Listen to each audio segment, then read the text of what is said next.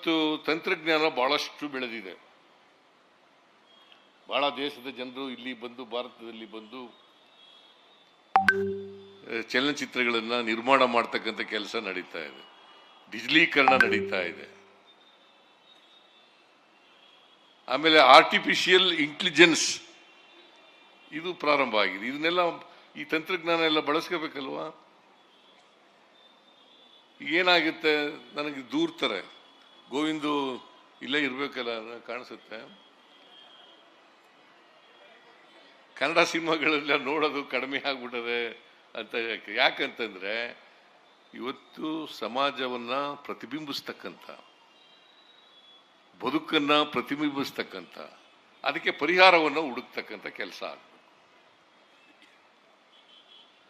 ಇದಾದಾಗ ಮಾತ್ರ ಚಲನಚಿತ್ರಗಳು ಬೆಳೀಲಿಕ್ಕೆ, ಭದ್ರವಾಗಿ ಕಾಲೂರಲಿಕ್ಕೆ, ಅಭಿವೃದ್ಧಿ ಆಗಲಿಕ್ಕೆ, ಮುಂದಿನ ದಿನಗಳಲ್ಲಿ ಕೂಡ ಭವಿಷ್ಯವನ್ನು ಕಾಣಲಿಕ್ಕೆ ಸಾಧ್ಯ. ಆ ಕೆಲಸವನ್ನು ಮಾಡಬೇಕು ಅಂತೇಳಿ ಬಹಳ ಜನ ಇಲ್ಲಿ ಸಿನಿಮಾ ನಿರ್ದೇಶಕರು, ನಿರ್ಮಾಪಕರು, ನಟರು, ಚಿತ್ರ ಡಿಸ್ಟ್ರಿಬ್ಯೂಟರ್ಸು ಅವರೆಲ್ಲ ಇದ್ದೀರಿ. ನೀವು ಯೋಚನೆ ಮಾಡಿ, ಅದನ್ನು ಯೋಚನೆ ಮಾಡಬೇಕು ಅಂತೇಳಿ. ಅದಕ್ಕೆ ಕರ್ನಾಟಕದಲ್ಲಿ ಎಲ್ಲವೂ ಇದೆ. ಬೆಂಗಳೂರು ಒಂದು ಜಗತ್ತು, ಕರ್ನಾಟಕ ಒಂದು ಜಗತ್ತಿದ್ದಾಗಿ ಎಲ್ಲ ಸೌಕರ್ಯಗಳು ಇದ್ದಾವೆ, ಎಲ್ಲ ಸೌಲಭ್ಯಗಳು ಇದ್ದಾವೆ, ಅಂಥ ವಾತಾವರಣವೂ ಇದೆ, ಎಲ್ಲ ಸಿಗ್ತದೆ ಇಲ್ಲಿ.